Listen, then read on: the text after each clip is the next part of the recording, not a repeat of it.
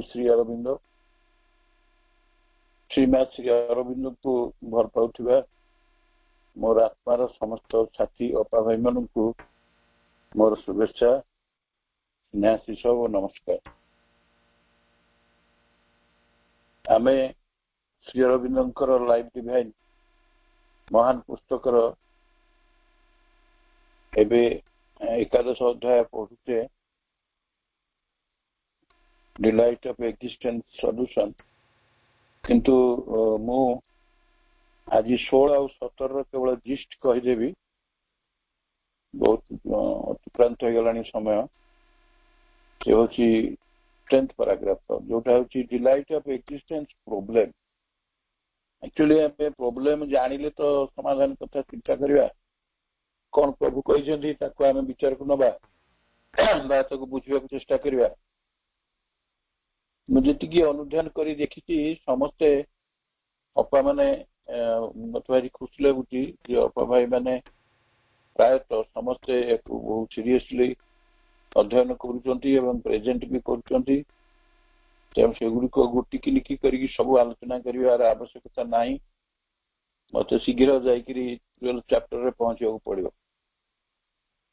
तेणु आज ये दुईटी जाक पैराग्राफ को मु समय जेते अच्छी से भितर समाप्त करदेवी। आम 16 पैराग्राफ को 16 पैराग्राफ गत थर आलोचना करते दुईटा सेंटेंस तार तृतीय सेंटेंस रू आम आरंभ करवा। समस्त मन थी गोटे गुरुत्वपूर्ण कथा आम देखते जे विश्व चेतना और मनुष्य चेतना कथा प्रभु कहते गोटे यूनिवर्सल कॉन्शियसनेस ताकू कंपेयर करते ह्यूमन कॉन्शियसनेस गोटे इंडिविजुअल ह्यूमन क्रिएचर कॉन्शियसनेस से कहते विश्व चेतना गभीर प्रशस्त आ भिन्न ताठारू ना यही व्यक्ति चेतना ठारू से कथा कहते जड़े व्यक्ति माने मन स्तर में अच्छी पाखे जी से जानी जी से सचेतन अच्छी ताठारू एगुड़िक आहरी प्रशस्त किए विश्व चेतना विश्वगत चेतना तो मन मनुष्य मनस्तरीय जागृत चेतना अपेक्षा पूरा पूरी अलग एवं अधिक गभीर एवं अधिक प्रशस्त। समय ना या उदाहरण देकर बुझे हम आम जदि जड़े शिक्षक कथा नवा पाखे जो छात्र मान धर जो छात्रटी द्वारा आज्ञाधीन सी गोटे आम जदि कहवा ये गोटे इंडिविजुअल केस यहाँ मनस्तरीय बोली तो विश्व स्तर में जो शिक्षक सब अच्छा माटी पानी पवन इत्यादि से यूनिवर्सल से बहुत प्रशस्त तांकर बाछ विचार न थाए। साधारण शिक्षक जने जो पिला भल पाठ पढ़ुए तारी उपर तार केन्द्रित थाए एवं ताकू टिके बेसी से प्राधान्य दिए तो ये गोटे इंडिविजुअलिस्टिक अप्रोच हुए किंतु विश्व चेतनाटा विश्वगत विश्वगत आसे जमती विश्व भितर पानी पवन माटी जिते सब आम उपादान अच्छी सेगुड़िक समस्त सामान तांका भितर डिस्टिंक्शन किसी न थाए से अधिक प्रशस्त एवं अधिक गभीरता थाए एवं अलग से एक कथा कहीं प्रभु कहते से गोटे तुलना कर जो सर्वमय आनंद यूनिवर्सल डिलाइट ऑफ एक्जिस्टेंस अस्तित्वर जो सत्तार जो सर्वमय आनंद ताकू आम जदि गोटे मनुष्य प्राणीर व्यक्तिगत जीवन में कौन सब भावगत इंद्रियगत बुद्धिगत सुख आसुची सुखर अनुभूति आसुची संपूर्ण भिन्न। आम गत थर आलोचना करते कहीं गोटे सत्तार सर्वमय आनंद कहले समग्र सर्वगतता को बुझाए। तेणु सी मनुष्य प्राणी और व्यक्तिगत कहले माने गोटे सीमित इंडिविजुअल केस को बुझाए। तेणु ता जीवन में जहाँ गोटे मनुष्य जीवन में तार भावगत बा इंद्रिय बोधगत जो सुख अनुभूति सब पाऊँ ता तुलन सत्तागत सर्वमय आनंद बहुत अधिक भिन्न गभीर भी आ बहुत प्रशस्त एक आम गोटे आलोचना करते। ତାପରେ ପ୍ରଭୁ କହୁଛନ୍ତି delight of being is universal illimitable and self existence. ଏଠି କେତେ କଥା ଗୁଡାକ ଆମେ ଭଲ ଭାବରେ ଟିକେ ଟିକେ ଦେଖିବାକୁ ସମୟ ନାହିଁ ଅବଶ୍ୟ, ସମସ୍ତେ ଆକୁ ଆଲୋଚନାକୁ ଆଣିଛନ୍ତି, ମୁଁ ଖାଲି ସେମାନଙ୍କୁ ମନେ ପକେଇ ଦଉଛି। ମାନେ ସତ୍ତା ଭିତରେ ଯୋଉ ଆନନ୍ଦ ଅଛି ସେଗୁଡିକ ପ୍ରଭୁ କହୁଛନ୍ତି ଏଇଟା ସର୍ବଗତ, ବିଶ୍ୱଗତ, ଅପରିମେୟ ଏବଂ ସ୍ୱୟଂକୃତ। ସେଇଟା ହଉଛି ସବୁଠୁ ବଡ। ସେଲ୍ଫ ଏକ୍ଜିଷ୍ଟେନ୍ସ ମାନେ ସ୍ୱୟଂକୃତ, ଇଲିମିଟେବଲ ମାନେ ତାର ସୀମାହୀନ, ତାକୁ ଅପରିମେୟ, ତାକୁ ମାପି ଆମେ ପାରିବାନି, ପରିମାଣକୁ ସୀମିତ କରିପାରିବାନି। ୟୁନିଭର୍ସାଲ ଅର୍ଥ ବିଶ୍ୱଗତ। ତେଣୁ ଗୋଟେ ସତ୍ତାର ଯୋଉ ଆନନ୍ଦ ସେଇଟା ରେଷ୍ଟ୍ରିକ୍ଟେଡ ନୁହେଁ, କୋଉଠି କୋଉ ଗ୍ରୁପରେ ବା କୌଣସି ଗୋଟେ ନିର୍ଦ୍ଦିଷ୍ଟ ସ୍ଥାନରେ ବା ସ୍ଥାନ କାଳ ପାତ୍ର ଦ୍ୱାରା ସେ ସୀମିତ ନୁହେଁ, ସେଇଠି ସର୍ବଗତ, ଆଉ ସେ ଅପରିମେୟ, ଇଲିମିଟେବଲ ଏବଂ ସ୍ୱୟଂକୃତ। ତେଣୁ ୟାର ଅସ୍ତିତ୍ୱର ଗୋଟେ କାରଣ, ଏଇଟା ସବୁଠୁ ବଡ କାରଣ, এইগুলো ক্যারেক্টারিস্টিক তার, not dependent on particular causes, যে কৌশি কারণ উপরে নির্ভর করুন। অর্থাৎ যে মনেকর সত্তার যে আনন্দটা সে তো সর্বব্যাপক সর্বগত, সীমা তাকে আমি মাপি পারিবানি, সে স্বয়ংকৃত। এভাবে যে অস্তিত্বর আনন্দ তাকে কোন কারণ আমি ଦେଇପାରିବା? କୌଣସି କାରଣ ଉପରେ, ଅକାରଣ ଇଏ କାରଣ ଉପରେ ସେ ନିର୍ଭର କରେ। ତା ପାଇଁ ଗୋଟେ ନିର୍ଦ୍ଦିଷ୍ଟ ପୃଷ୍ଠଭୂମି ନଥାଏ। It is a background of all background. ଯୋଉ ବ୍ୟାକଗ୍ରାଉଣ୍ଡ କଥା ଆମେ ଚିନ୍ତା କରିବା, ଯୋଉ ସ୍ଥିତିରେ ଚିନ୍ତା କରିବା, ଯୋଉ ଡାଇମେନସନରେ ଭାବିଲେ ବି ଏଠି ସବୁଠି ସମାନ, ସେ ସବୁଠି ସେ ବିଦ୍ୟମାନ ଅଛି। ଆମେ ସେଇଠୁ ଜାଣୁଛେ ଦିଟା କଥା ଆମେ ବିଚାରକୁ ନଉଛେ, ଗୋଟେ ହଉଛି ସୁଖ ଦୁଃଖ, ପେନ୍ ଆଣ୍ଡ ପ୍ଲିଜର, ଆଉ ଗୋଟେ ହଉଛି ନ୍ୟୁଟ୍ରାଲ, ତଟସ୍ଥ। ଯୋଉଟା ତଟସ୍ଥ ମାନେ ଆମେ ତାକୁ ସୁଖ ବା ଦୁଃଖ କହିପାରୁଛୁ, ସେଇଭଳି ଗୋଟେ ଅବସ୍ଥା ଯୋଉଥିରେ ଆମ ବ୍ୟକ୍ତି ଅନୁଭୂତି ଅନୁସାରେ ତାକୁ ସେ ନା ଯନ୍ତ୍ରଣା କହିପାରୁଛି ନା ଆନନ୍ଦ କହିପାରୁଛି। ତେଣୁ ସେଇଟାକୁ ତଟସ୍ଥ ଅବସ୍ଥା ବୋଲି କୁହାଯାଉଛି, ନ୍ୟୁଟ୍ରାଲ ଅବସ୍ଥା। ସେ ସବୁ ଯାକ ସେଇଥିରୁ ଆସିଛି। ଅର୍ଥାତ୍ ଆମେ ପରବର୍ତ୍ତୀ ସମୟରେ ବୁଝିବା ଯେ ପେନ୍ ବୋଲି ଆମେ ଯାହା କହୁଛେ, pain doesn't exist at all. Pain ହଉଛି ସେ ପ୍ଲିଜରର ଗୋଟେ ମାନେ ଗୋଟେ ପରଭର୍ଟେଡ୍ ଷ୍ଟେଟ୍, ସେଟା ଗୋଟେ ମାନେ ଗୋଟେ ପରିବର୍ତ୍ତିତ ଅଧସ୍ତନ ସ୍ଥିତିକୁ ସେ ପଳେଇ ଆସିଛି, କିନ୍ତୁ ତାର ମୂଳ ସ୍ୱରୂପରେ ସେ ହଉଛି ସେ ଆନନ୍ଦ। ଆଉ ଏଇଟା ଗୋଟେ ଆପେକ୍ଷିକ କନସେପ୍ଟ, ଗୋଟେ ଆପେକ୍ଷିକ। ସେ କଥା ପରେ ପ୍ରଭୁ ବୁଝଉଛନ୍ତି କାହିଁକି କାହିଁକି ସେଇଟା ନା, ଯଦି ଆମେ ଅସ୍ତିତ୍ୱଟାକୁ, ଆମେ ଯଦି ସତ୍ତାଟାକୁ ସେଇ ସତ୍ତା ସ୍ଥିତିରେ ରଖନ୍ତୁ, ତାହେଲେ ଆମେ ଜାଣିପାରିବାନି ଯେ ପ୍ରକୃତରେ ଯେ ସୀମିତତା ବା ମଲ୍ଟିପ୍ଲିସିଟିକୁ ନ ଆଣିଲେ ଆମେ ବୁଝିପାରିବାନି। ମଲ୍ଟିପ୍ଲିସିଟି ଆସିଲେ ଅର୍ଥ ସେ ବିକମିଂ ହବ। ମୁଁ ଖାଲି ଗୋଟେ ଗୋଟେ ପଏଣ୍ଟ କହୁଛି କାହିଁକି ନା, ଏଗୁଡି କାହିଁକି ଆମେ ପ୍ରକୃତରେ କୋଉଠୁ ଆସିଲା, ଜନ୍ମ କେମିତି ହେଲା, ଆମକୁ କାହିଁ ଖୁସି ଲାଗେ। ବେଳେବେଳେ ବିକମିଂଟା ଆମକୁ ଖୁସି ଦିଏ, ସମ୍ଭୂତିଟା ଆମକୁ ଖୁସି ଦିଏ। ସତ୍ତା ଯେତେବେଳେ ସମ୍ଭୂତି ହେଇଯାଏ ଖୁସି ଦିଏ। କାହିଁକି ନା, ଆମେ ଗୋଟେ ମଞ୍ଜିଟିଏ ମନେକର ଲଗେଇଛେ, ସବୁଦିନ ଦେଖିବା କେତେବେଳେ ସେଥିରେ କୋଉ ଦିନ ଗଜା ହବ, ଗଜା ହେଇକି ଧୀରେ ଧୀରେ ସେ ପଡିବ, କେମିତି ଗୋଟେ ଅଜଣା ଆନନ୍ଦ ଆମେ ପାଇବା। ସେମିତି ଗୋଟେ ପିଲାଟି ମା କୋଳରେ ଥିବ, ଆମେ ଦେଖୁଥିବା କୋଉ ଦିନ ସେ ସଂସାରକୁ ଆସିବ, ଏ ଭିତରେ ଆସିବ, ସେ ଗୋଟେ ଯୋଉ ବିକମିଂ ଷ୍ଟେଜକୁ ଯେତେବେଳେ ଆସେ ଆମକୁ ଗୋଟେ ଖୁସି ଲାଗେ। ଏମିତି କେତେ କେତେ ସଂସାରରେ କେତେ ଜିନିଷ ଅଛି, ତାର ସମ୍ଭୂତି ହିଁ ଆମକୁ ସୁଖ ଦିଏ। ତେଣୁ ଏଇ କଥାଟା ପ୍ରଭୁ କହୁଛନ୍ତି ଯେ ସେ କୋଉଠି ଥିଲା, ତାହେଲେ ସେ ସତ୍ତା ଭିତରେ ଯଦି ସେଇ ଆନନ୍ଦ ନଥିଲା, ସମ୍ଭୂତି ଯେତେବେଳେ ସେ ସତ୍ତାଟା ବିକମିଂ ହେଇଗଲା, କି ନିଶ୍ଚିତ ସେଇ ଡିଲାଇଟକି କ୍ୟାରି କରିବ। କାହିଁକି ନା ଯେତେବେଳେ ଗୋଟେ ସତ୍ତାଗତ ଆନନ୍ଦ, ସିଏ ପ୍ରକୃତରେ କୋଉଠି ଆନନ୍ଦଟା ଖୋଜେ, ସିଏ ରିଅଲାଇଜ କରିବାକୁ ପଡେ ଯେତେବେଳେ ସମ୍ଭୂତି ରୂପୀ ଆନନ୍ଦରେ ରୂପାୟିତ ହୁଏ। ସେଇଟା ସେ ଇଚ୍ଛା କରେ।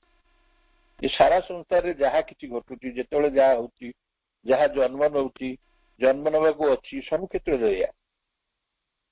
ତାପରେ କହୁଛନ୍ତି it moves in the movement of the force and itself takes different forms of movement of which pleasure and pain are positive and negative current. ସେ ସବୁ ପ୍ରଥମେ କହିଲେ କଣ, ସତ୍ତାଗତ ଆନନ୍ଦ ଯେତେବେଳେ ସେ ସମ୍ଭୂତିର ରୂପ ନଉଛି ବା ସେଇ ଆନନ୍ଦରେ ରୂପାୟିତ ହେବାକୁ ଇଚ୍ଛା କରୁଛି, ତାହେଲେ ସ୍ୱୟଂ କଣ କରୁଛି ନା ବିଭିନ୍ନ ପ୍ରକାରର ଗତି ସ୍ପନ୍ଦନରେ ସେ ରୂପାୟିତ ହଉଛି। ଆଉ ସେତେବେଳେ ସେ ଯୋଉ ଶକ୍ତିର ଗତି ସ୍ପନ୍ଦନ, କାରଣ ଶକ୍ତି ଅଛି ମାନେ ଗତି ସ୍ପନ୍ଦନ ଅଛି, ସିଏ ସ୍ପନ୍ଦିତ ହଉଛି। ସେ ସ୍ପନ୍ଦନଟାକୁ ପ୍ରଭୁ କହୁଛନ୍ତି କଣ ନା ସେ ସ୍ପନ୍ଦନଟା ବିଭିନ୍ନ ଗତି ଆଉ ବିଭିନ୍ନ ରୂପ ଧାରଣ କରେ, ବିଭିନ୍ନ ମୋଡରେ ରହେ। ସେ ମୋଡ କଣ ନା ଗୋଟେ ହଉଛି ପଜିଟିଭ ଆଉ ଗୋଟେ ହଉଛି ନେଗେଟିଭ। ଗୋଟେ ପଜିଟିଭ ସ୍ପନ୍ଦନ ଆଉ ଗୋଟେ ହଉଛି ନେଗେଟିଭ ସ୍ପନ୍ଦନ ବା ଭାବାତ୍ମକ ଆଉ ଗୋଟେ ଅଭାବାତ୍ମକ। ଯୋଉଟା ଭାବାତ୍ମକ ବା ପଜିଟିଭ ତାକୁ ସୁଖ କୁହାଯାଉଛି, ଯୋଉଠି ଅଭାବାତ୍ମକ ତାକୁ ହିଁ ଦୁଃଖ କୁହାଯାଉଛି। ତାପରେ ପ୍ରଭୁ କହିଲେ subconscient in matter, superconscient beyond mind, the delight seeks in mind and life to realize itself by emergence in the becoming, in the increasing self-conscious of the movement. ये जो आनंदटा जड़ भितर गोटे अवचेतन अवस्था थाए सबकनसीएंट। जे बर्तमान प्रश्न उठिब मैटर तो मैटर ता भितर तो इनकनसीएंट थाए, सबकनसीएंट कोठे आसला? सी तो सबकनसीएंट स्टेज को न आसिले ता भितर इमर्जेंस हबनी। सबकनसीएंट माने ता भितर गोटे संभावना अछि। एमती आमे मंजीटा पोती देले मंजी भितर गछर संभावना अछि, एवं जेते मंजीटी गछ हुए सेई जो माने तार जो बिकमिंगटा संभूतिटा हमको आनंद दिए, कारण आनंद अछि ता भितर। सेमती से कहउछन्ती जे आनंद जड़ भितर अछि, अवचेतन अवस्था अचेतन अवस्था अछि, अल्प चेतना अछि सेतरे। एवं आउ गोटे कहउछन्ती सुपर कन्सिएंट कोठी अछि, सुपर कन्सिएंट बियॉन्ड माइंड। जेमती अवचेतना जड़ अवस्था अछि, मन ठारू ऊर्ध्वरे रहिथिबा गोटे क्षेत्र रे अति चेतना अछि। आ मन प्राणर सब पर्याय जो एटा से कहउछन्ती जे mind the delight seeks in mind and life to realise itself. At mind and life देखिए कैपिटल एम अछि, कैपिटल एल अछि। विश्व मन गोटे अछि, विश्व प्राण गोटे अछि, जे कि आम भीतर देइकरी क्रिया कर। तो विश्व मन विश्व प्राण जो क्रिया करे से संभूतिर नाना नाना प्रकार लीला भितर से गतिस्पंदन तार हुए बा आपना को से रूपायित करे, कारण से संभूति भितर को आसे ना। से जो संभूतिर जो लीला सेटा ही आनंद। केमती मु कहूची देखो गोटे छोटिया उदाहरण नबा। आमे धर मन कर गोटे जीवकोश, जीवकोश भितर सब रही जीवन संभावना रही। एवं जीवन संभावना केतेबेले ना जेतेबेले से जीवकोश रु आमे गोटे संभूति पाउ, संभूत होची जीवन ता सहित आनंद मध्य रही। से कहते मन प्राणर भिन्न भिन्न पर्यायर संभूतिटार कौन करे नाना लीलारत हुए, से नाना प्रकार गतिस्पंदन ता भीतर आसे, जहाँफल आनंद से प्रकाशित हुए आ निजे भिन्न भिन्न रूपायन नवा चाहे से। आ जो गतिस्पंदन धीरे धीरे बढ़े, कहीं बढ़े ना ता भीतर गोटे आत्मसचेतनता आसे, self conscious of the movement, increasing self conscious of the movement. प्रकृत में बिकमिंगटा हैला बेले गोटे मूवमेंट रो मोड रे से स्थिर रहे, से मोड गुडी को बदले, सब बदले कहीं ना सी आत्मसचेतन थाए, तार गतिस्पंदनटा धीरे धीरे बढ़ु थाए, तेणु संभावना बढ़ु थाए।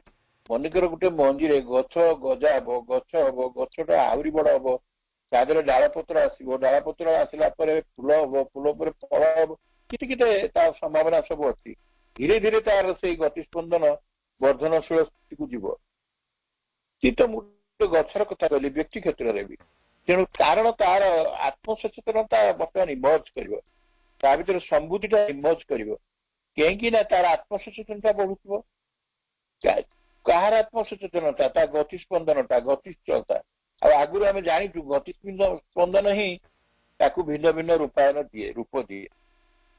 यही कथा प्रभु कहते। किंतु प्राथमिक अवस्था कौन होता है? प्राथमिक अवस्था जिते ता भीतर से प्यूरिटी न थाए से कौन होता है बोले प्रभु कहते जे its first phenomena are dual and impure, move between the poles of pleasure and pen.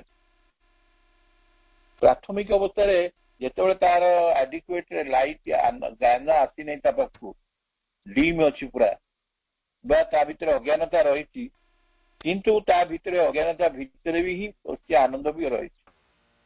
ଆମେ ଯାହାକୁ କହୁଛେ, ଧର ମନେକର ଗୋଟେ ଆନନ୍ଦ ତା ଓରିଜିନାଲ ସ୍ଥିତି କଥା ଜଣେ ବୁଝିନାହିଁ, କିନ୍ତୁ ସିଏ ଜଣେ ବହୁତ କାମ କରୁଛି, କାମ କରିକି କାହିଁ କାମ କରୁଛି ନା ମୋତେ ଆନନ୍ଦ ମିଳୁଛି କାମରୁ। ଆଉ ଜଣେ ଜମା କାମ କରୁନାହିଁ, ସିଏ ଖାଲି ଅଳସ ଆରାମରେ ବସିଛି, କାହିଁ ସେମିତି ବସୁଛି ନା ମୁଁ ବି ସେଥିରୁ ଆନନ୍ଦ ପାଉଛି। ତେଣୁ ଏଇ ଯୋଉ ଡୁଆଲିଟିଟା, এইটা ପ୍ରାଥମିକ ଅବସ୍ଥାରେ ଯେତେବେଳେ ଇମ୍ପୁରିଟି ଥାଏ, ମାନେ ସିଏ ଅଶୁଦ୍ଧ ଥାଏ, ସେଥିପାଇଁ ତାର ନିଜର ଗୋଟେ ଯେମିତି ଦୁଇଟି ମାନେ ମେରୁ ଭିତରେ, ସେମାନେ ସୁଖ ଦୁଃଖର ଦୁଇଟି ମେରୁ ଭିତରେ ଯେମିତି ଏଫାକ ସେଫାକ, କିନ୍ତୁ but it aims at its self revelation in the purity of the supreme delight of being। କିନ୍ତୁ ପରମ ଆନନ୍ଦ ଯିଏ ସ୍ୱପ୍ରତିଷ୍ଠ, ସିଏ ହଉଛି ଆବସଲ୍ୟୁଟ, ସିଏ ହଉଛି ପରମ। ପରମ ଆନନ୍ଦର ପରମତ୍ୱ ହଉଛି ତାର ଆପେକ୍ଷିକତା ନାହିଁ, ଏଟା ସର୍ବଗତ ଆନନ୍ଦ। ତା ଭିତରୁ ସେ ଇଚ୍ଛା କରେ, ମାନେ ତାର ଯିବାକୁ ସେଠିକି ଇଚ୍ଛା କରେ ସେଲ୍ଫ ରିଭଲ୍ୟୁସନ ପାଇଁ। କାହିଁକି ନା ସେତେବେଳେ ସେ କଣ କରେ ନା, ସୁପ୍ରିମ ଡିଲାଇଟ୍ ଅଫ ବିଙ୍ଗ ଯେତେବେଳେ ପରମ ଆନନ୍ଦ ସ୍ଥିତିରେ ରହେ, ସେତେବେଳେ ପିଓର ଥାଏ, ସେ ପୁରାପୁରି ଶୁଦ୍ଧ ଥାଏ, ଆଉ ସେଇଟା ହିଁ ହଉଛି ତାର ସେଲ୍ଫ ଏକ୍ଜିଷ୍ଟେନ୍ସ। ଆଉ ସେତେବେଳେ ସେ ବସ୍ତୁ ଉପରେ ନିର୍ଭର କରେନି, ବା କୌଣସି କାରଣ ଉପରେ ନିର୍ଭର କରେନି, ବା କୌଣସି ତାର ଉଦ୍ଦେଶ୍ୟ ଉପରେ ନିର୍ଭର କରେନି, ବା ସମ୍ପୂର୍ଣ୍ଣ ସେ କାରଣ ନିରପେକ୍ଷ, ସେ ସ୍ୱୟଂ ପ୍ରତିଷ୍ଠ ଏଇ ସ୍ଥିତିରେ। ତେଣୁ ପ୍ରାଥମିକ ଅବସ୍ଥାରେ କିନ୍ତୁ ପ୍ରକୃତରେ ଏଥିରେ ଦ୍ୱୈତ ଭାବ ଥାଏ, ଦ୍ୱନ୍ଦ୍ୱ ଥାଏ, ଅବିଶୁଦ୍ଧ ବିଶୁଦ୍ଧ ପ୍ରବୃତ୍ତି ସବୁ ଦେଖାଦିଏ, ଯାହା ଫଳରେ ସେ ସୁଖ ଦୁଃଖ ଏପାଖ ସେପାଖ ବୁଲୁଥାଏ, ପୁରା ଟସ୍ କରୁଥାଏ, ପୁରା ସୁଖ ଦୁଃଖ ଦୁଇ ମେରୁ ଭିତରେ ଯେମିତି ମୁଭ୍ କରୁଥାଏ। କିନ୍ତୁ ପ୍ରକୃତରେ ତାର ଉଦ୍ଦେଶ୍ୟ ଆଉ କାରଣ ଉପରେ ସେ ନିର୍ଭର କରେନି। କିଏ? ଏ ବିଶୁଦ୍ଧ ପରମାନନ୍ଦ, ସତର ବିଶୁଦ୍ଧ ପରମାନନ୍ଦ, ସିଏ ଆପଣାକୁ ନିଜେ ନିଜେ ଉଦ୍ଭାସିତ କରେ, ଏବଂ ତାର ସେଇ ଆକାଂକ୍ଷାଟା ରହିଥାଏ।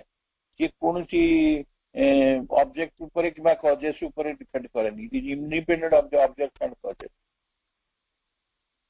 ଆଚ୍ଛା, ଏଇଟା ଯେମିତି ସଚ୍ଚିଦାନନ୍ଦ କ୍ଷେତ୍ରରେ ପ୍ରଭୁ ତାପରେ କହୁଛନ୍ତି, just as Sachchidananda move towards the realisation of universal existence in the individual and of the form exceeding consciousness in the form of body and mind, so it moves towards the realization of the universal self-existence and objectless delight in the facts of the particular experience and object। ଆମେ ଯେମିତି ଦେଖୁଛୁ, just ଯେମିତି ଦେଖୁଛୁ ଯେ ସଚ୍ଚିଦାନନ୍ଦ ବ୍ରହ୍ମ କଣ କରୁଛନ୍ତି ନା, ସିଏ ଆମେ ତ ଜାଣିଲୁ ସେ ସର୍ବଗତ, ସ୍ୱୟଂ ପ୍ରତିଷ୍ଠ, ଅକାରଣ, ଏ ସବୁ କିଛି ଆନନ୍ଦ ତାଙ୍କ ଭିତରେ ଅଛି, ଏବଂ ସେ ସବୁଠି ମଧ୍ୟ ବ୍ୟକ୍ତି ସତ୍ତା ଭିତରେ ମଧ୍ୟ ତାକୁ ସେ ପ୍ରକାଶ କରିବାକୁ ଚାହାନ୍ତି, ସିଏ ଆଡକୁ ଯାଆନ୍ତି। ସିଏ ୟୁନିଭର୍ସାଲ ଏକ୍ଜିଷ୍ଟେନ୍ସଟାକୁ ଗୋଟେ ଇଣ୍ଡିଭିଜୁଆଲ ଭିତରେ ସେ ରିଅଲାଇଜ କରିବାକୁ ଚାହାନ୍ତି। ତ ସଚ୍ଚିଦାନନ୍ଦ ଯେତେବେଳେ ବ୍ୟକ୍ତି ଭିତରେ ବିଶ୍ୱସତ୍ତାର ଉପଲବ୍ଧି ପାଇଁ କଣ କରିବେ, ସେ କ୍ରିୟା କରିବେ କାହା ଉପରେ? ଦେହ ଆଉ ମନ ଉପରେ। ତ ଦେହ ମନର ରୂପାୟନ ଭିତରେ ସେ କାମ କରିବେ, କିନ୍ତୁ ଚେତନାଟି ହେଉଛି ରୂପାତୀତ, ତାର କିଛି ଚେତନାର ରୂପ ନାହିଁ। ତେଣୁ ସିଏ ସବୁବେଳେ ସେଇଥିପାଇଁ ଏଠୁ ମୁଭ୍ କରୁଥାଏ, ସବୁବେଳେ ଧାବିତ ହଉଥାଏ। ଆଉ ଅନୁଭୂତି ବିଷୟ ସମୂହର ଯୋଉ ପରିବର୍ତ୍ତନ, ଜଗତର ଯୋଉ ପ୍ରଭାବ, ତା ଭିତରେ ତାର ଯୋଉ ସର୍ବଗତ, ସ୍ୱକାରଣ ଆଉ ନିର୍ବିଶେଷ ଯୋଉ ଆନନ୍ଦ ଉପଲବ୍ଧି ଲାଗି ମଧ୍ୟ ସେ ସେଇଭଳି ଧାବମାନ ହେଇକି ରହିଛି। ତାମାନେ ଏଥିରୁ ଆମେ ଦେଖିଲୁ ସଚ୍ଚିଦାନନ୍ଦ ଯେମିତି ମୁଭ୍ କରୁଛନ୍ତି କୋଉଠିକି, ଏଇ ୟୁନିଭର୍ସାଲ ଏକ୍ଜିଷ୍ଟେନ୍ସକୁ ରିଅଲାଇଜ କରିବାକୁ ଗୋଟେ ଇଣ୍ଡିଭିଜୁଆଲ ଭିତରେ, ଏବଂ ସିଏ କଣ କରୁଛନ୍ତି ନା, ତାଙ୍କର ଯୋଉ ଫର୍ମଟା ସିଏ ଚେତନାକୁ ଏକ୍ସିଡ୍ କରି ସିଏ ଗୋଟେ ଶରୀର ଆଉ ଗୋଟେ ମନ ଭିତରେ ନିଜକୁ ଅଭିବ୍ୟକ୍ତ କରିବାକୁ ଚାହୁଁଛନ୍ତି। So it moves toward the realisation of universal self existence and objectless delight in the facts of particular experience and object. Facts କଲେ ଗୋଟେ ଏଇଟା ଗୋଟେ ଧାବମାନତା, ପ୍ରବାହ, ଗୋଟେ ପ୍ରବାହ, ଗୋଟେ ମାନେ ଗୋଟେ ନିର୍ଦ୍ଦିଷ୍ଟ ଅନୁଭୂତି ଆଉ ଲକ୍ଷ୍ୟର ପ୍ରବାହମାନ ଯୋଉଟା, ତାରି ଭିତରେ ଦେଇକି ମଧ୍ୟ ସେ ଚାହାନ୍ତି ଯେ ଡିଲାଇଟ୍। ତାମାନେ କଣ, ଜୀବନ ଗତିଶୀଳତା ଭିତରେ ରହୁଛି ନା, ସେ part of the life, universal life ଯୋଉଟା ଗତିଶୀଳତା ଭିତରେ ରହୁଛି, ତା ଭିତରେ ସର୍ବଗତତାର ଅନୁଭୂତି ଚାହୁଁଛନ୍ତି ଏବଂ ଯୋଉଠି ସର୍ବଗତତା ସେଲ୍ଫ ଏକ୍ଜିଷ୍ଟେନ୍ସ ଭାବରେ ଅଛି ସେଠି ନିଶ୍ଚିତ ଭାବରେ ସଚ୍ଚିଦାନନ୍ଦ ଅଛନ୍ତି। ଆଉ ସଚ୍ଚିଦାନନ୍ଦ ଯୋଉଠି ଅଛନ୍ତି ନିଜେ ସ୍ୱୟଂ ପ୍ରତିଷ୍ଠ ହେଇକିରି ରହିଛନ୍ତି, ସିଏ ତାଙ୍କ ପାଖରେ ଯୋଉ ଆନନ୍ଦ ଅଛି ତାର କାରଣ ଦେଇ ହବନି, କିନ୍ତୁ ଆନନ୍ଦ ଏବଂ ସିଏ ଇଣ୍ଡିଭିଜୁଆଲ ଭିତରକୁ ଗଲା ବେଳକୁ ରୂପ ଗ୍ରହଣ କରୁଛନ୍ତି। ତେଣୁ ରୂପ ଗ୍ରହଣ କରୁଛନ୍ତି କିନ୍ତୁ ଯୋଉ ଚେତନାଟିକୁ ନେଇକି ସେଠି ବ୍ୟକ୍ତ କରୁଛନ୍ତି ବା ତାକୁ ପ୍ରକାଶିତ କରୁଛନ୍ତି ସେଟା ଚେତନାଟି ହଉଛି ବ୍ୟକ୍ତି ଚେତନା ନୁହେଁ, ସର୍ବଗତ ଚେତନା, ସର୍ବମୟତା ତା ଭିତରେ ଅଛି। ତେଣୁ ତାକୁ କନକ୍ଲୁଡ କଲେ ସେଇ ପାରାଗ୍ରାଫରେ ପ୍ରଭୁ ଯେ ତାର କଣ ପ୍ରକୃତରେ ରହିଲା, କଣ ଅବଜେକ୍ଟ କଣ ଅଛି। ସେ କହିଲେ ଯେ object we now seek as stimulating causes of a transient pleasure and satisfaction, free possessed of self, we shall not seek but shall possess them as reflectors rather than causes of a delight which eternally exists. এইটি ଅସଲ କଥା ଟିକେ ଏଠି ପ୍ରଭୁ କହିଲେ ଯେ ବ୍ୟକ୍ତି ପ୍ରକୃତରେ ତାକୁ ଧାରଣ କରିପାରିବନି। ଇଟ୍ସ ନଟ୍, ବ୍ୟକ୍ତି ଗୋଟେ ଦର୍ପଣ ଭଳି କାମ କରିବ। ଦର୍ପଣ କଣ କରେ? ରିଫ୍ଲେକ୍ଟ କରେ। କିନ୍ତୁ ଦର୍ପଣ ନିଜେ କ୍ରିଏଟର ନୁହେଁ, ଇମେଜକୁ କ୍ରିଏଟ କରେ ନିଜେ, ସେ ରିଫ୍ଲେକ୍ଟ କରେ। ରିଫ୍ଲେକ୍ଟ କଲା ପରେ ଆମେ ପ୍ରତିବିମ୍ବଟି ଦେଖୁ। ତେଣୁ ଏଇ ଯୋଉ ବ୍ୟକ୍ତି ସତ୍ତା ଭିତରେ ଏଇ ଯୋଉ ବିଶ୍ୱଗତ ଆନନ୍ଦଟି ସେଇଟା ସେ ପ୍ରତିଫଳିତ କରିପାରିବ। ଆଜ ଏ ରିଫ୍ଲେକ୍ଟର ବ୍ୟକ୍ତି କାମ କରିବ, କାରଣ ସେ ତାକୁ ଧାରଣ କରିପାରିବନି। ଦର୍ପଣ ଭଳି ତାକୁ ସେ ରିଫ୍ଲେକ୍ଟ କରିବ, ଆଉ ସେ ଯେତିକି ରିଫ୍ଲେକ୍ଟ କରିପାରିବ। ମନେକର ଆମେ ସମୁଦ୍ରରେ ତ ପାଣି କାହିଁ କେତେ ଅଛି, ଇନଫିନାଇଟଲି ରହିଛି, ନଦୀରେ ବି ରହିଛି, କିନ୍ତୁ ମୋ ପାଖରେ ଯୋଉ ମୁଁ ନଉଛି ଯୋଉ ଆଧାରଟି, ସେ ଆଧାର ଯେତିକି ଗ୍ରହଣ କରିପାରିବ। ସେ ଆଧାରଟି ମୁଁ କୋଉଥିରେ ଆଣୁଛି, ଆଞ୍ଜୁଳାରେ ଆଣୁଛି କି ଗୋଟେ ଗ୍ଲାସରେ ଆଣୁଛି କି ଗୋଟେ ମାଠିଆରେ ଆଣୁଛି, ଇଟ୍ ଡିପେଣ୍ଡସ୍ ଅପନ୍ ଦ୍ୟାଟ୍। ସିମିଲାରଲି ଜଣେ ଯେତେବେଳେ ରିଫ୍ଲେକ୍ଟ କରୁଛି କେତେ ତାକୁ ଆନନ୍ଦକୁ ରିଫ୍ଲେକ୍ଟ କରିବ, ସେ ଡିପେଣ୍ଡ କରୁଛି କାହା ଉପରେ ନା ଯୋଉ ରିଫ୍ଲେକ୍ଟର ସହିତ ଆମେ ଯଦି ତୁଳନା କରିବା ଗୋଟେ ଦର୍ପଣ, ଦର୍ପଣର ଶୁଦ୍ଧତା, ଦର୍ପଣ ଉପରେ କେତେ ସିଏ ଶୁଦ୍ଧ ଅଛି ବା ତା ଭିତରେ ମାନେ ଧୂଳି କିମ୍ବା କୋଉ ଜାଗାରେ ଭାଙ୍ଗି ଯାଇଛି କିମ୍ବା ତାପରେ ମୋଟ ଉପରେ ସିଏ ରିଫ୍ଲେକ୍ଟର ଭାବରେ ପରଫେକ୍ଟ ରିଫ୍ଲେକ୍ଟର କି ନୁହେଁ ତାରି ଉପରେ ନିର୍ଭର କରିବ। ତେଣୁ ଆମେ ପ୍ରକୃତିରେ ତାକୁ ଧାରଣ କରିପାରିବାନି କିନ୍ତୁ ପ୍ରତିଫଳିତ କରିବା। କିନ୍ତୁ ଆମ ଦର୍ପଣଟି ଯୋଉ ଆମେ ଆମକୁ ସେ ତୁଳନା କରିଛନ୍ତି, ଆମର ସେ ଦର୍ପଣଟି କଣ ହବା ଦରକାର? ଶୁଦ୍ଧ ହବା ଦରକାର। ସେଇଥିପାଇଁ ସେ କହୁଛନ୍ତି ଯେ ଯୋଉ ଆମେ କ୍ଷଣସ୍ଥାୟୀ ସୁଖ ବା ସନ୍ତୋଷ ଯୋଉ ବିଧାନ କରିବାର ତାର ଗୋଟେ ଉତ୍ପ୍ରେରକ କାରଣ ଅଛି। ଆମେ ବର୍ତ୍ତମାନ ଯୋଉ ବିଷୟ ଗୁଡିକ ସବୁ ଅନୁଧ୍ୟାନ ଅନୁଧାବନ କରୁଛେ ସେମାନେ ସବୁ ସ୍ୱତନ୍ତ୍ର, ଆଉ ଯଦି ସୁପ୍ରତିଷ୍ଠ ହେଇ ରହିପାରିବେ ସେଗୁଡିକୁ ଆଉ ଆମେ ବାହାରେ ନ ଖୋଜିକି ଆମ ନିଜ ଭିତରେ ପାଇବା। କେମିତି ପାଇବା? ତାକୁ ଧାରଣ କରିପାରିବାନି, ଆମେ କେବଳ ପ୍ରତିଫଳିତ କରିପାରିବା। ପ୍ରତିଫଳିତ କରିପାରିବା ମାନେ ସେ ଆନନ୍ଦଟା ଆମ ପାଖରୁ ପ୍ରତିଫଳିତ ହବ। ଯେମିତି ଦର୍ପଣରୁ ପ୍ରତିଫଳନ ହଉଛି ଏବଂ ସିଏ ଛବିଟା ପ୍ରକୃତିରେ ଦର୍ପଣ କ୍ରିଏଟ କରୁନେ, ତା ଭିତରେ ଆମେ ଦେଖିପାରୁଛେ, ସେଇଭଳି ଆମ ଭିତରେ ସେ ଆନନ୍ଦଟା ମ୍ୟାନିଫେଷ୍ଟେଡ ହବ, ପ୍ରକାଶିତ ହବ, ଅଭିବ୍ୟକ୍ତ ହବ। ତେଣୁ ଏଇ କାରଣ ଆମକୁ ସେଟା କିନ୍ତୁ ସାଧାରଣ ଭାବରେ ଏଇଟା ଆମେ ବୁଝିପାରୁନ। ତାକୁ କେମିତି ବୁଝିପାରୁନୁ? ଧର ମନେକର ଗୋଟେ ପୁଅ, ଏଇ ଗୋଟେ ମା ଆଉ ଛୁଆର କଥା ନିଆଯାଉ। ମା ଆଉ ଛୁଆ ଭିତରେ କଣ ହୁଏ? କିମ୍ବା ଆମେ ଗୋଟେ ବନ୍ଧୁ ବନ୍ଧୁ ଭିତରେ ଗୋଟେ ସମ୍ଭାଷଣ କରେ, କିମ୍ବା ମାନେ ଗୋଟେ ଗୋଟେ ଚଢେଇର ଗୀତଟେ ହେଲା, ସାଧାରଣ ବହୁତ କଥା ଏଇ ଜଗତରେ ଘଟେ, ବିଶ୍ୱରେ ଘଟେ, ଯୋଉଠିକି ଆନନ୍ଦଟା ପରିପ୍ରକାଶିତ ହୁଏ କିନ୍ତୁ ବିଭିନ୍ନ ତାର ମାଧ୍ୟମ ଦେଇକି ପରିପ୍ରକାଶିତ ହୁଏ। ତାକୁ ଆମେ କେବଳ କଣ କରିପାରିବା? ଆମେ ତାକୁ ୱିଲ୍ ଏନ୍ଜୟ ଇଟ୍, ଆମେ ସେଟାକୁ ସେଇ ଯୋଉ ମାନifestation-ଟାକୁ ଆମେ ଏନ୍ଜୟ କରିବା। ଗୋଟେ ମାର ସ୍ନେହଟା ଶିଶୁର ହସ ମାଧ୍ୟମରେ ପ୍ରତିଫଳିତ ହୁଏ। ମାର ସ୍ନେହଟା ଶିଶୁର ହସ ମାଧ୍ୟମରେ ପ୍ରତିଫଳିତ ହେବା ଅର୍ଥ ନୁହେଁ ଯେ ସେଇଟାକୁ ସିଏ ଧାରଣ କରିଛି, ତା ନୁହେଁ। ଏଇ କଥା ହିଁ ପ୍ରଭୁ କହୁଛନ୍ତି। ପ୍ରଭୁଙ୍କର କହିବା କଥା, ଜଣେ ବନ୍ଧୁ ବନ୍ଧୁକୁ ସମ୍ଭାଷଣ କରୁଛି, ଆନ୍ତରିକ ଭାବରେ ଭଲ ପାଉଛି, ତେଣୁ ସିଏ ସେଠି ଗୋଟେ ରିଫ୍ଲେକ୍ଟର ଭାବରେ କାମ କରୁଛି। ତାର ଭିତରେ ଯୋଉ ଆନନ୍ଦଟା ସେଟା ରିଫ୍ଲେକ୍ଟ କରୁଛି ତା ପାଖରୁ, ସେ ଦର୍ପଣ ରୂପରେ ସେ ନିଜ ଭିତରେ ଧାରଣ କରୁଛି। ଦର୍ପଣ ଭାବରେ ଧାରଣ କଲା ମାନେ ସିଏ ତା ଭିତରେ ସେ ଯୋଉ ମାନେ ଆନନ୍ଦଟି ପରମାନନ୍ଦଟିକୁ ସିଏ ନିଜେ ଧରିପାରିବ, ନିଜେ ତାକୁ ରିଫ୍ଲେକ୍ଟ କରିପାରିବ। ଏଇଟା ଆମେ ସବୁବେଳେ ଇମ୍ପୋର୍ଟାଣ୍ଟ ଜିନିଷଟା ପ୍ରଭୁ ଯୋଉଟା କହୁଛନ୍ତି ଆମେ ତାକୁ ସବୁବେଳେ ମନେ ରଖିବା ଯେ ଆମେ ବୁଝିପାରୁନୁ ଆବଶ୍ୟକତା, ଆମେ ବୁଝିପାରୁନୁ। କିନ୍ତୁ ପ୍ରକୃତରେ ଏଇଠି ଧର ଆମେ ପାଠଚକ୍ର କରୁଛେ, ପାଠଚକ୍ର କରିବା ଭିତରେ ଆଲୋଚନା ଭିତରେ କିଏ ଅପା ପଢୁଛନ୍ତି, ସାବିତ୍ରୀ ପଢୁଛନ୍ତି, କିଏ ଅପା ହୁଏତ ଧ୍ୟାନ ପ୍ରାର୍ଥନା ପଢୁଛନ୍ତି, କିଏ ଗୋଟେ ମାଙ୍କ ପାଖରେ ପ୍ରାର୍ଥନା ନିବେଦନ କରୁଛନ୍ତି। ତା ଭିତରୁ କଣ ଆସୁଛି ସେଇ ସମୟ ଭିତରେ ଆପଣ ମାନେ ଦେଖନ୍ତୁ ସମସ୍ତେ ଗୋଟେ କେମିତି ନିଜ ଭିତରେ ଗୋଟେ ଫିଲିଂ ଗୋଟେ ସୁଇଟନେସ୍ ର ଫିଲିଂ ଆସୁଛି, କେମିତି ଗୋଟେ ମଧୁ ନିର୍ଝରଟେ ଆସୁଛି। କୋଉଠି ଆସିଲା ସେ ଭିତରେ କୋଉଠି ଆସିଲା? ଏଇଭଳିଆ ସ୍ଥିତିରେ ସବୁ ସେ ମାନେ ମାନୁଫ୍ୟାକ୍ଚର୍ଡ ହୁଏ, ଆନନ୍ଦଟା ମାନୁଫ୍ୟାକ୍ଚର୍ଡ ହୁଏ, କାରଣ ସେଟା ଅଛି, ତାର ସମ୍ଭାବନା ରହିଛି ଏବଂ ନିମଜ୍ଜିତ ହେଇକି ରହିଛି। ସେ କେବଳ ଇମର୍ଜ କରିବ। କେମିତି ଇମର୍ଜ କରିବ ନା ସେଇ ଯୋଉ ସିଚୁଏସନଟା ଆମେ ଯୋଉ ଗ୍ରୁପଟା ଆମେ ସମସ୍ତେ ମିଶିଛେ ଗୋଟେ ସମ୍ମିଳିତ କଲେକ୍ଟିଭଲି ୱାର୍କ ଆଜ ଏ କଲେକ୍ଟିଭିଟି, ସେ କଲେକ୍ଟିଭିଟିର ଯୋଉ କୁ ଯଦି ତୁଳନା କରାଯାଏ ଗୋଟେ ବିରାଟ ଦର୍ପଣ ସହିତ, ତାହେଲେ ସେ ହିଁ ତାକୁ ରିଫ୍ଲେକ୍ଟ କରୁଛି। କିନ୍ତୁ ଯଦି ଆମ ଭିତରେ କଣ ଥିବ, ଯେମିତି ଦର୍ପଣରେ ଧୂଳି ଲାଗିଥିବ, କୋଉ ଜାଗାରେ ଫାଟି ଯାଇଥିବ, କୋଉ ଜାଗାରେ ଡିଷ୍ଟର୍ଟେଡ୍ ହେଇଯାଇଥିବ, ତାହେଲେ ସେ କରିପାରିବ କି?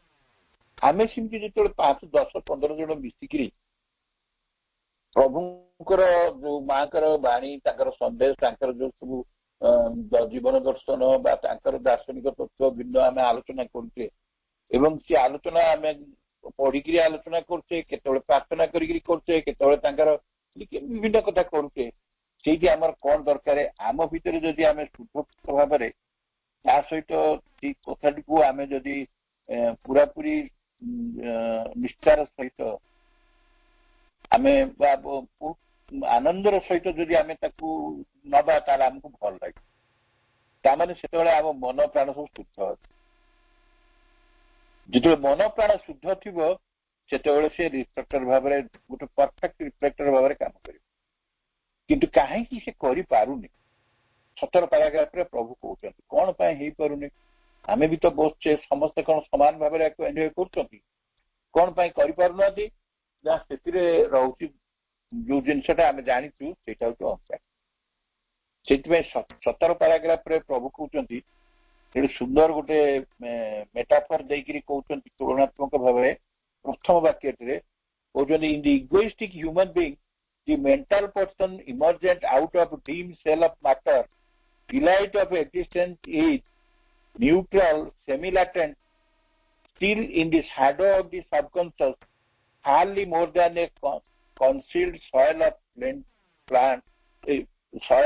plenty covered by desire, with a luxuriant growth of the poisonous weeds and hardly less poisonous powers, the pains and pleasures of our egoistic existence. Prabhu eighty पूरा पूरी क्लियर करदेले। आमे बेले बेले जो कहूचे जदि से आनंदमय, से जी प्रेममय, से ताकरी पाखरु सब किछि डिलाइट निष्कृत होछि एवं सबुटी सेटा संभावना भाबरे अछि, गोटे जीवकोष भितर भी अछि, शिशुर हसरे भी अछि, सबुटी अछि। ताले आम क्षेत्र में कोन असुविधा होछि? आमे काहे कि सेटाको अनुभव करि परनो? कोन हेछि आमर जो मन प्राणर दर्पणटी काहे अशुद्ध होइकि रहि, तार शुद्धता आसुनी कहीं? किए से प्रोब्लेम किए करुच्ची? किए से दर्पण पर धूल लगे दौर? किए से दर्पण को डिफॉर्म कर दौर? ये प्रभु कहते कारण टी कहते जड़र गोटे जड़ भितर से गोटे निष्प्रभ खोलपा, ता भीतर अंधकार ही रही, ता भीतर किए बाहर? ये मनमय पुरुषटी बाहर। जड़र गोटे निष्प्रभ खोलपा भितर मनमय कौन कहते emergent out of dim cell of matter. जड़र गोटे निष्प्रभ बा अंधारिया स्थानरू जी तार जो आवरण आवृत करछि, से अंधकार भितर मनमय पुरुष बाहर को आस। तेणु कौन नहीं आस, कौन नहीं आस? अहंकार नहीं आस। से कहते egoistic human being the mental person emergent out of the dim cell of matter. तो से जो भितर आसला से कौन असुविधा है? ये डिलाइट ऑफ एक्जिस्टेंस वर्तमान कौ स्थिति आसला, जोटा शुद्ध सत्तार आनंद, ତା ଭିତରେ ଗୋଟେ ତଟସ୍ଥ ଅବସ୍ଥାରେ ରହିଯିବ, ନହେଲେ ନାଇଁ ଅର୍ଦ୍ଧ ପ୍ରଚ୍ଛନ୍ନ ଅବସ୍ଥାରେ ରହିଯିବ। କିଏ ତାକୁ ପ୍ରଚ୍ଛନ୍ନ ପୁଣି କଲା ନା ଅବଚେତନ। The delight of existence is neutral, semi-latent, still in the shadow of the subconscious. ये तीनटा कहा सहित प्रभु तुलना करछन्ती आपने एबे जो next portion of the bracket को हम पढ़िले जानि परिबे जे डिलाइट ऑफ एक्जिस्टेंस गुटे तटस्थ अवस्था, गुटे अर्ध प्रच्छन्न अवस्था सेमी लैटेंट, आ गुटे कहउछन्ती आउ का द्वारा ना शैडो ऑफ द सबकॉन्शियस, अवचेतनार छाया द्वारा आवृत होई रही। Hardly more than A concealed soil of plenty covered by the desire with a luxuriant growth of poisonous weeds. गोटे उर्वर जगह ताको आमे पकई दी अनावधि भाया माने अपव्यवहृत कर पकई ताको उद्घाटित करूनु सेमती पड़ी रही कौन है अनाबना कौन कौन गछ सब भर्ती रही सब अनाबना घास सब रही विषाक्त विषाक्त से गोटे बासना सहित तुलना कर जो अनाबना सब गछ गुड़िक छोट छोट माने घास गछ गुड़िक अच्छा से कहते आम आम मनुष्य गोटे कामना बासना जो रही विषाक्त बोली कहते विषाक्त कामना बासना को विषाक्त बोली अशुद्ध से भर्ती रही तेणु कौन होमती आम जीवन में आमर दशा भी सी अहमिकार आम सत्ता नाना सुख दुख नाना विषाक्त जमती फूलर समारोह करी क्षेत्रटी आच्छादित रही देखिले ना तार केमती आम जो पर्यंत शुद्ध हेनु आम दर्पण टी जो पर्यंत अशुद्ध अवस्था अच्छी एवं धूल जमी कुटकुटी फाटी जाइए कुटकुटी कौन कौन हो जाए तो मन प्राण कौन कर मन प्राण तो अशुद्ध अवस्था कारण जो पर्यटन इगो ता भीतर रही इगोइस्टिक ह्यूमन बीइंग ता भीतर से मेंटल पर्सन बाहर के आसी कोथरु गोटे निष्प्रभ खोलपा भीतर आसी जड़र तार नेचुराली सी कौन कर तार सबकि ठाई कि नथिला भली कहीं गोटे क्षेत्र उर्वर क्षेत्र ताकू कर्षण कराऊनी तेणु से फसल फल कौन ता भीतर अनाबना घास पूरा चारि जमी जाए ताकू ही कहते जमी आम भीतर डिजायर गुड़ाक मनुष्य भीतर डिजायर गुड़ाक बासना गुड़ाक कहते यहाँ विषाक्त सब ये जो विषाक्त अनाबना घास सब जमी क्षेत्र टाक भर्ती कर देती आम ठीक से आम नाना सुख दुख सब अनुभूति जिते सब आम भितर रही सेगुड़िक pain and pleasure of our egoistic existence देखिले कहार अनुभूति से आमर अहंगत जो अस्तित्व से अहंगत अस्तित्व पेन एंड प्लेजर से अहंगत अस्तित्व कौट आसला जमी से लग्जूरियन माने उर्वर क्षेत्रटा अनाबना घास पड़िया हो जाए विषाक्तता भरी जाती आम भितर से आमर डिजायर गुड़ाक सेमती जाए जे कि आमको जन्म देती जंत्रणा देती प्लीजर केत आसूची किंतु तार एक्जिस्टेंस टा होती इगोइस्टिक तो एक्जिस्टेंस टा इगोइस्टिक रहा पर्यंत कौन हो पार सी आनंदटा बर्तमान आच्छादित होकर रही जदिओ आमर से सामर्थ्य अच्छी जदिओ से जमीटार उर्वरता अच्छी एवं ताकू जो प्रॉपर्ली केयर निया चाष कर फसल फल सबकि हो पार किंतु ताकू उद्घाटित करा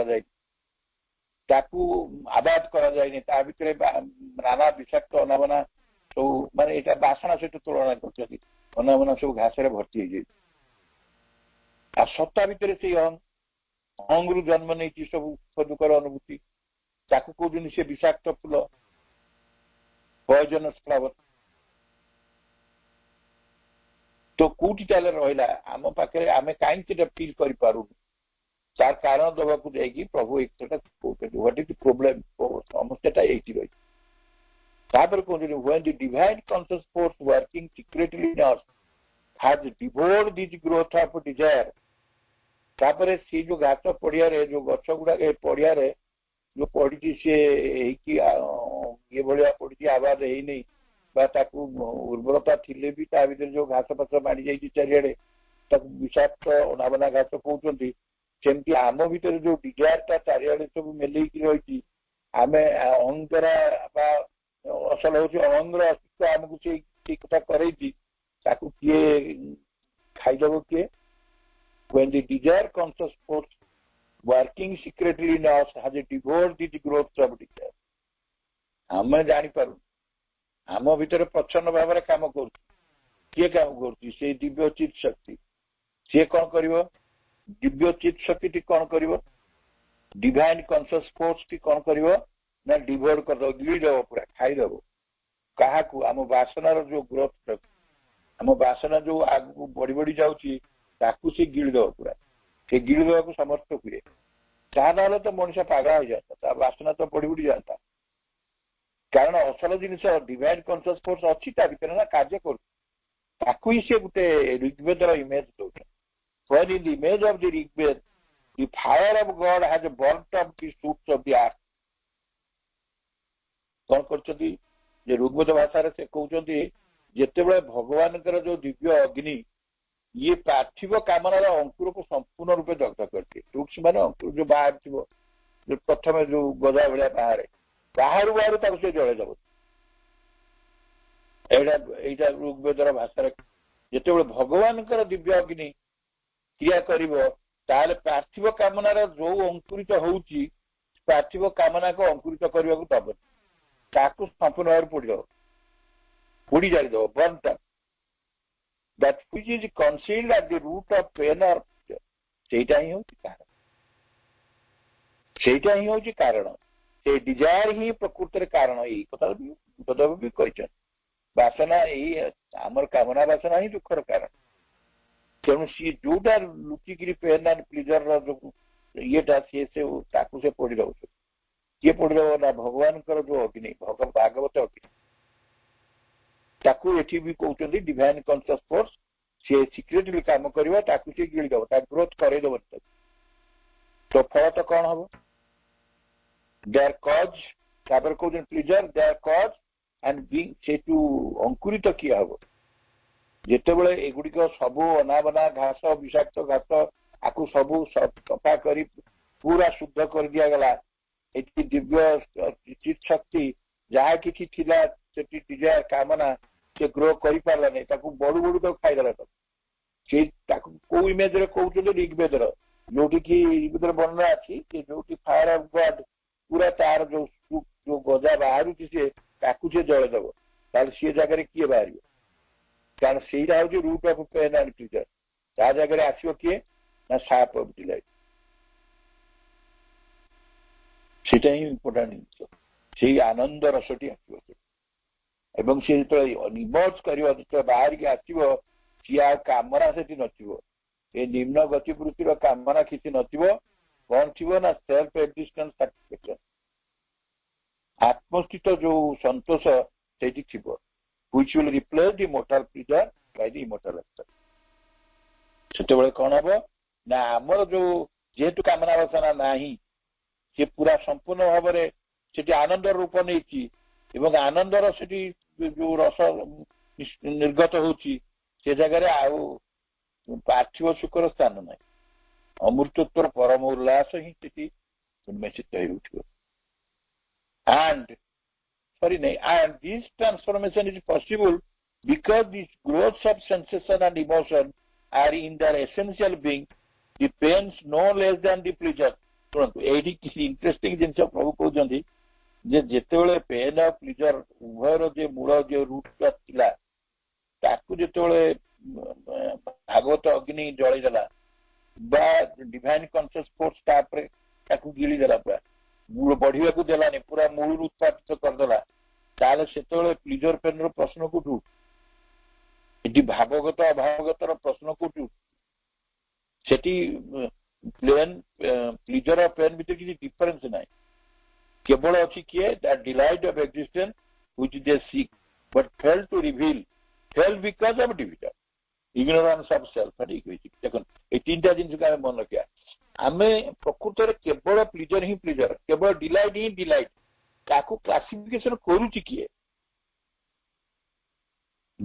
ताकू क्लासिफिकेशन करूची इगोइज्म ताकू करूची इग्नोरेंस ऑफ सेल्फ ताकू करूची जे डिविजन यही गुड़िक ताकू सब क्लासिफिकेशन कर किंतु वास्तव में से जो झरुची जो रसटी से हूँ आनंद रस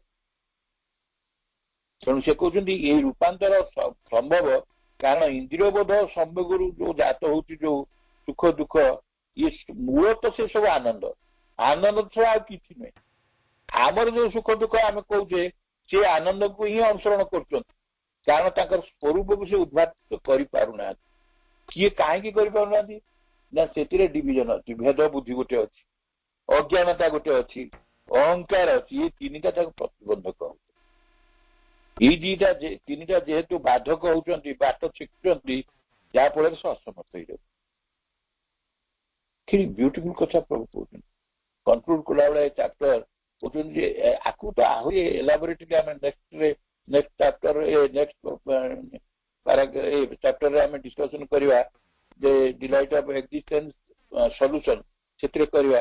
କିନ୍ତୁ ପ୍ରଭୁ ଆର କନକ୍ଲୁଡିଂ ଷ୍ଟେଜରେ ଏଇ ଯୋଉ ପ୍ରୋବ୍ଲେମର ଡିଲାଇଟ୍ ଅଫ ଏକ୍ଜିଷ୍ଟେନ୍ସର କନକ୍ଲୁଡିଂ ଷ୍ଟେଜରେ ଆମକୁ ପୁରାପୁରି ଗୋଟେ ପଜିଟିଭିଟି ଦେଇଦେଉଛନ୍ତି। ଆମେ ଯୋଉ ସ୍ଥିତିରେ ଅଛୁ ଯେହେତୁ ଆମେ ସେଇ ସୁଖତା ପାଇନୁ, ପ୍ୟୁରିଫିକେସନ ହେଇନି, ନା ଆମର ମନ ଦର୍ପଣ ବା ପ୍ରାଣ କିଛି ହେଇନି, ତେଣୁ ଆମେ କିଛି ସେଟାକୁ ରିଫ୍ଲେକ୍ଟ କରିପାରୁନୁ। କିନ୍ତୁ ତା ସତ୍ତ୍ୱେ ବି ପ୍ରଭୁ କହୁଛନ୍ତି ଆମ ଭିତରେ ଗୁପ୍ତରେ କାମ କରୁଛି, ଡିଭାଇନ କନସିୟସନେସ୍ ଫୋର୍ସ କାମ କରୁଛି। କୋଉଭଳି କାମ କରୁଛି ନା ଯେମିତି ଋଗ୍ବେଦରେ ବର୍ଣ୍ଣନା ଅଛି ଫାୟାର ଅଫ ଗଡ୍ ଯେମିତି ପୁରା ପୋଡ଼ି ଦିଅନ୍ତି, ଗଜୁରୁ ଗଜୁରେଇ ଦିଅନ୍ତି ନିଜ ମଞ୍ଜୁରୁ ମାନେ ଇଏ ସୁଟ୍ ବି ବାହାରେ ସେମିତି। କାରଣ ସେ ଜାଗାରେ ବାହାରେ କଣ ନା ସାପ ଡିଲାଇଟ୍ ଗୋଟେ ସେ ଦିବ୍ୟ ଆନନ୍ଦର ଗୋଟେ ରସଟି ନିର୍ଗତ ହେଇଥାଏ। ତେଣୁ ସିଏ ଆଉ ବାସନା ରୂପରେ ନୁହଁ, ଏକ ନୂତନ ରୂପ। ସେ ରୂପରେ ଅମୃତତ୍ୱ ଥାଏ, ପରମ ଉଲ୍ଲାସ। ତ ଏଇଠି ଯାହାହେଲେ ବି ତାକୁ କନକ୍ଲୁଡ କରିଦେଲି ଯେତିକି ମଝିରେ ମଝିରେ ଗୋଟେ ଗୋଟେ କଥା କହିକିରି, ନହେଲେ ବହୁତ ସମୟ ନେଇଥାନ୍ତା। ନେକ୍ସଟ ପାରାଗ୍ରାଫରେ ଆମେ ଆଲୋଚନା କରିବା। ନେକ୍ସଟ ଯୋଉ ଏଇଟା କରିବାର କାରଣ ହଉଛି ଆକୁ ଭାଇମାନେ ଅପାମାନେ ମୁଁ ଯେତିକି ରେକର୍ଡିଂ ଶୁଣିଲି ଖୁବ ସୁନ୍ଦର ଭାବରେ detail line by line discussion କରୁଛନ୍ତି। ତେଣୁ ମୁଁ ଆଉ ଲାଇନ ବାଇ ଲାଇନ ଭିତରକୁ ନ ଯାଇକିରି ତା ଭିତରୁ ଟିକେ ଟିକେ କଥା ଖାଲି ମନେ ପକେଇଦେଲି ଆପଣମାନଙ୍କୁ। ତେଣୁ ମୁଁ ତ ନିଜେ ବି ସାଟିସ୍ଫାଏଡ ନୁହେଁ କାରଣ ଆନାଲିଟିକାଲି କରିଥିଲେ ମିନିମମ୍ 3ଟା କ୍ଲାସ ଲାଗିଥାନ୍ତା। ତେଣୁ ମୁଁ ଆଉ ସମୟ ନେବାକୁ ଚାହିଁଲିନି। ମହାପ୍ରଭୁଙ୍କ ପାଖରେ ଆକୁ ନିବେଦନ କରିଦଉଛି, ସମସ୍ତଙ୍କୁ ଧନ୍ୟବାଦ ଦଉଛି। ବନ୍ଦେ ମାତରମ୍। प्रणाम भाई, बहुत सुंदर आलोचना, बहुत सुंदर माने सब आख्या देखी माने कहले दर्पण आख्या दे कहले किए बसिकी सुख पाऊँ किए काम करिकी पाऊँ सब तो माँ का कार्य। आम जदि गोटे गोटे शुणु जहाँ सब बुझेले माने कार्य लगेबू। गोटे गोटे बहुत सुंदर भाव आलोचना कले बस शुणिली। अपा कहले नेट जगार बसतु, बहुत सुंदर आलोचना भाई। भाई की आम तरफ सब बहुत बहुत धन्यवाद। एबे प्रेम अपा शांति पाठ पढ़ंतु, तापर कालिका प्रोग्राम करिया। माँ